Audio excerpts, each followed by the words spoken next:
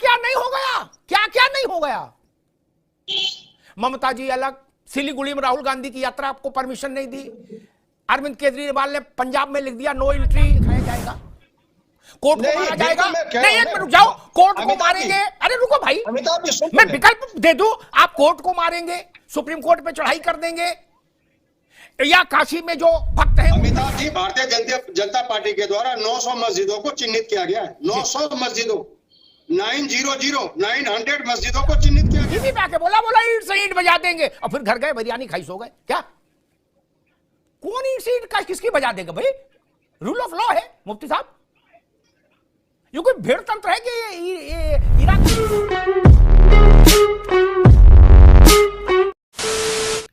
नमस्कार दोस्तों, स्वागत है आपका एक और नए डिबेट वीडियो में। इस वीडियो में ज्ञानवापी पर जो एएसआई की जो रिपोर्ट आई है उसके ऊपर डिबेट चल रही थी। इसमें मुन्ना खान जो है अनर्गल बातें कर रहे थे, उसको अमिताभ अग्निहोत्री जी ने बड़े अच्छे से धो दिया है। रिपोर्ट में कहा गया है कि मंदिर को तोड़कर मस्जिद बनाई गई, जिसको लेकर मुन्ना खान सस्ता नशा करके कुछ अजीब सी बातें कर रहा था, जिसको अमिताभ अग्निहोत्री जी ने बहुत अच्छे से तबीयत से धो दिया है। देखिए डिबेट और आनंद लीजिए। इस मुद्दे पर और भी कई वीडियो आने वाले हैं, तो आप देखिए और आनंद लीजिए। इसी तरह के और वीडियो देखने के लिए चैनल को सब्सक्राइब करें और इस वीडियो को लाइक जरूर करें। Thank you. जी क्या चल रहा है शमशेर सिंह जी? देखते जाओ बस। कुछ इतिहासकारों ने मसला उठाया कि अयोध्या का मंदिर अकबर ने, बाबर ने नहीं, औरंगजेब के समय में तोड़ा गया। हमारे मित्र हैं किशोर कुणाल, बहुत योग्य व्यक्ति हैं, उन्होंने उस पर शोध भी किया, कुछ अध्ययन भी किया इसी बात में। मैं कहता हूं खिलजी ने तोड़ा, ऐबक ने तोड़ा, कुतुबुद्दीन ने तोड़ा, बाबर ने तोड़ा, बाबर के चाचा ने तोड़ा, बाबर के नाती ने तोड़ा, इसमें क्या फर्क पड़ता है? ऐसा तो किसी ने नहीं कहा कि राम जी और बाबर एक साथ पैदा हुए थे, ऐसा किसी ने बोला नहीं। महादेव और बाबर और खिलजी एक साथ ही स्कूल में जाते थे, ऐसा कोई बोल रहा नहीं ना। अरे जिसने भी तोड़ा भाई, काशी में महादेव से पहले कोई है क्या? बाबर हो, बाबर के चाचा हो, सब बाद में आए होंगे ना। औरंगजेब ने नहीं तोड़ा, औरंगजेब के फूफा ने तोड़ा, फूफा ने तोड़ा, जीजन तोड़ा, उसका नाम कुछ हो, उसमें क्या रखा बताओ? ऐसा कोई हिमाकत कर सकता है जो ये कहे कि नहीं नहीं वो जो औरंगजेब के फूफा थे वो दूर वाले, वो पहले थे, आए थे काशी में, उसके बाद में महादेव आए? ऐसा तो नहीं कोई कह सकता। काशी में महादेव, मथुरा में कृष्ण और अयोध्या में राम। बाकी सारी बातें तो इनकी बाद की है ना मुफ्ती साहब। नहीं, उस बहस में काय को पड़े कि चाचा ने तोड़ा कि मामा ने तोड़ा? छोड़े उस बहस को। मुन्ना खान साहब जी, एक बात मुझे याद आ रही है, वो कह दूं बड़ी आनंद की बात है। अवधेश जी आप भी सुन लो, और बाकी देश को तो आनंद आएगा ही। ऐसी बात सुनी नहीं होगी। जब अयोध्या में प्राण प्रतिष्ठा होने जा रही, यतिमा, जब अयोध्या में प्राण प्रतिष्ठा का मुहूर्त निकला तो कुछ लोगों ने कहा कि समय गलत है, इसके बाद देश में बड़े हिचकोले आएंगे, झटके लगेंगे, तूफानी बवंडर। हमको लगा ये कह रहे हैं प्राकृतिक। उनके लिए वास्तव में समय गलत था प्राण प्रतिष्ठा का, मैं समझ गया। अभी तो प्राण प्रतिष्ठा हुए हफ्ता भर नहीं बीता मुफ्ती साहब, क्या क्या नहीं हो गया, क्या क्या नहीं हो गया। ममता जी अलग, सिलीगुड़ी में राहुल गांधी की यात्रा आपको परमिशन नहीं दी। अरविंद केजरीवाल ने पंजाब में लिख दिया नो एंट्री। उत्तर प्रदेश में अखिलेश यादव कह रहे कि कांग्रेस को समझ ही नहीं है गठबंधन कर चलाने की।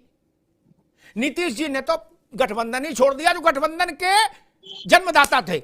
और उसी समय ये एएसआई की रिपोर्ट आ गई विश्वेश्वर महादेव पर। अब मैं समझ रहा वो लोग कौन सा पत्रा देख के आए थे, वो ठीक कह रहे थे कि भूकंप जैसे झटके आएंगे, ये टाइम ठीक नहीं। अभी तो हफ्ता नहीं बीता, रामलला क्या क्या चमत्कार कर रहे हैं बताओ। अभी बैठे हुए आरती पूजन राग भोग हुए, हफ्ता नहीं बीता, और हमको लग रहा हफ्ता होने से पहले बिहार में सरकार बदल जाएगी। यानी क्या क्या स्थिति बनेगी। खैर मुन्ना खान साहब जी, अब गंगा जमुना का तकाजा क्या है, भाईचारे का तकाजा क्या है, कि गंगा क्या कह रही हो, जमुना क्या कह रही, क्या होना चाहिए काशी में।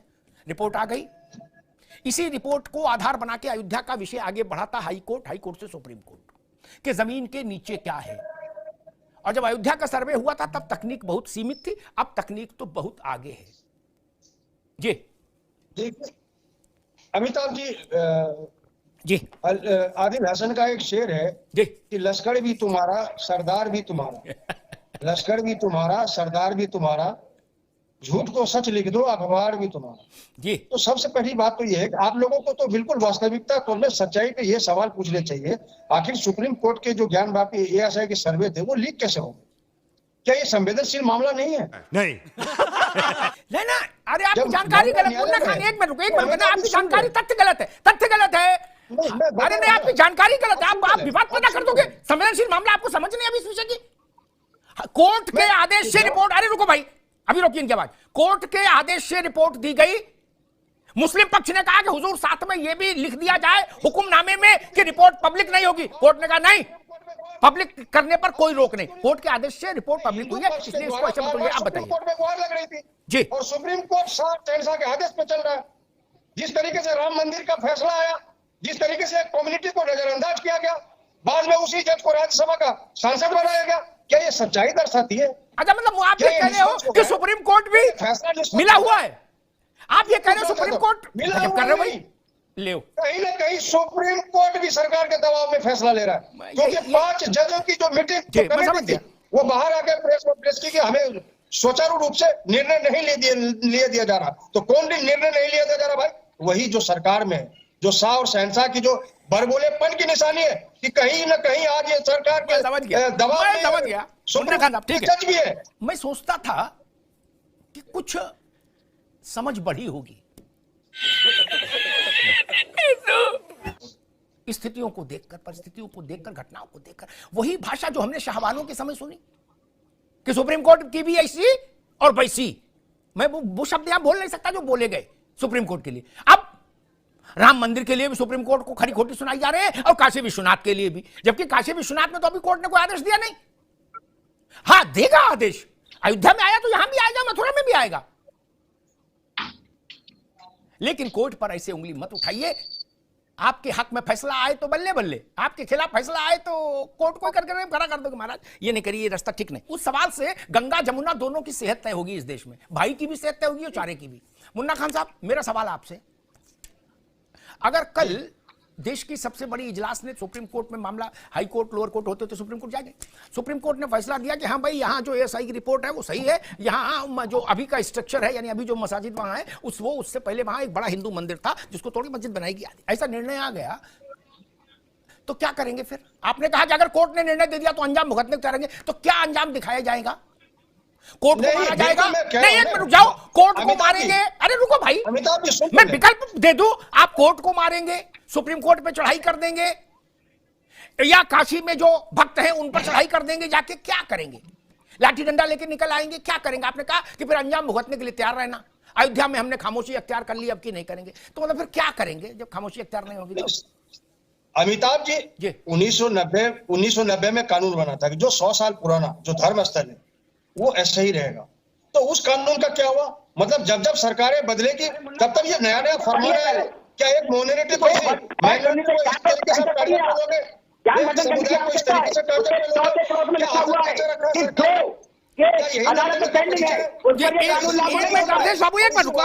अभी बदत है भाई, अभी बदत है। बहुत अदब से एक बात कहना चाहता हूं, बात तीखी है लेकिन कहूंगा जरूर। जिस पार्टी की सरकार वर्शिप एक्ट लेके आई थी मुफ्ती साहब, क्या उस पार्टी के देश में 44 सांसद बचे कुल? कितने? 44। कल भारत की संसद उस वर्शिप एक्ट को इतिहास के कूड़ेदान में फेंक दे तो कौन रोक लेगा? Bye bye, tata, good bye. Mufti साहब बताइए, कौन भाई का लाल हाथ पकड़ लेगा? Tell me. जो पार्टी लेके आई थी, जिसकी सरकार नरसिंह राव, उनकी पार्टी के 44 सांसद बचे कुल देश भर में। साहब ने मतलब अदालत को भी धमकी बोले, हम तुमको भी देख लेंगे। वो शाहबानों का केस इसलिए हो गया, राजीव जी थे, वो डर गए, पहले हिम्मत जुटाए, फिर रात में मौलानाओं से मिले, मौलाना उनको हड़काए, वो डर गए, पीछे आ गए। आरिफ मोहम्मद समझाते रहे, नहीं माने, घोर माठा कर दिया तो 44 पे बैठी पार्टी। वहीं से उनका डिक्लाइन शुरू हुआ। और ऐसी भाषा मत नहीं बोली जानी चाहिए कि तब देख लेना, क्या कुछ नहीं होगा। क्या होगा? एकदम बढ़िया प्राण प्रतिष्ठा हुई, आगे भी होगी, होना चाहिए, क्या समस्या? और संसद का कानून, मैं एक उदाहरण दूं फिर अवधेश जी आपकी बात अधूरी रह गई थी। संसद का कानून कुरान की आयत नहीं है, न वेद का श्लोक है। 125 बार कानून बदले गए संसद के, संविधान के। संविधान में 125 बार संशोधन हो चुका है। संविधान, संसद इस देश के 150 करोड़ लोगों की इच्छा से चलने वाली चीजें हैं। ठीक, सबसे बड़ी क्या है इस देश में? इस 150 करोड़ लोगों की इच्छा, ये जान लीजिए। उस इच्छा से जब जब कानून टकराए मुफ्ती साहब, 125 बार उनमें तब्दीलियां की गई। मुल्क की इच्छा, देश की इच्छा। अब देश में मुन्ना खान साहब, मैं एक जो बात कल होनी उस पर भी आज चर्चा कर लूं, क्योंकि कल तो चर्चा करनी पड़ेगी।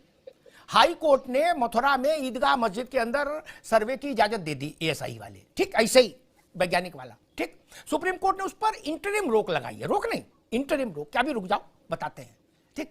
मान लीजिए कल को वो भी अलाउ हो गया तो वहां की भी रिपोर्ट आ जाएगी, मथुरा की भी, क्या तब क्या होगा मुन्ना खान साहब? अमिताभ जी, भारतीय जनता पार्टी के द्वारा 900 मस्जिदों को चिन्हित किया गया है। 900 मस्जिदों, 900 मस्जिदों को चिन्हित किया गया है जी, जिसे ध्वस्त करके मंदिर बनाने की योजना है। नहीं तो अभी ध्वस्त कोई किया, एक काशी मंदिर में को ध्वस्त बर्दाश्त तो कर नहीं किया सकता है? मुन्ना खान साहब। मस्जिदों का मसला, बार बार मंदिरों का मसला उब चुकी है देश की जनता। नहीं मुन्ना खान साहब, कम्युनिटी के लोग, मेरे भाई, अरे एक मिनट मुन्ना भाई, एक मिनट यदि मैं एक मिनट मुन्ना भाई, 10 साल तो इनकी सरकार को हो गए, मोदी जी की, अभी कहां को काशिम को ध्वस्त हुआ नहीं, मथुरा में ध्वस्त हुआ, ईदगाह नहीं, फिर ऐसा तो प्रचार ना करो ध्वस्त करना चाहते हैं। अमिताभ जी 900 मस्जिदों की लिस्ट बनाई है और इस बार ये नहीं चलेगा। अच्छा, बार बार तुम मस्जिदों से एक कम्युनिटी को डराओगे, ये नहीं चलेगा। अच्छा, और याद रखना, ये नुकसान देश का हो रहा है, ये नुकसान भारतीय जनता पार्टी का नहीं हो रहा, ये नुकसान भारतीय जनता का हो रहा है। और जनता को समझने की जरूरत है कि मंदिर और मस्जिद के पीछे जो सरकार छुपना चाह रही है जी, उसके लेकिन मथुरा के सर्वे का क्या होगा खान साहब? मंदिर के, अरे रुको भाई, मथुरा के सर्वे का फिर क्या मसला बनेगा? वहां भी ईदगाह के अंदर सर्वे के लिए इजाजत दे दी है। आज शमशान कब्रिस्तान पे जा रहे हैं। इसकी मेन वजह है ठीक, मैं ठीक, रुकना होगा अभी, रुकना होगा। मैं तो हैरान हूं, आ रहा हूं अवधेश भाई, जितनी बातें टीवी पे की करते सब लोग, मुफ्ती साहब 100 देश के 100 प्रतिष्ठित मुस्लिम कोई जगह चुन लेते, काशी में जब ये सर्वे का आदेश हुआ तो इसके विरोध में आमरण अनशन करते, किसी ने नहीं किया क्या? बढ़िया बिरयानी चापी, किसी ने कुछ किया? टीवी पे आके बोला ईंट से ईंट बजा देंगे, और फिर घर गए बिरयानी खाई सो गए, क्या? कौन ईंट से ईंट का किसकी बजा देगा भाई? रूल ऑफ लॉ है मुफ्ती साहब, ये कोई भेड़ तंत्र है कि ये इराक और सीरिया है? खत्म। ये बड़ी अच्छी बात कही आप।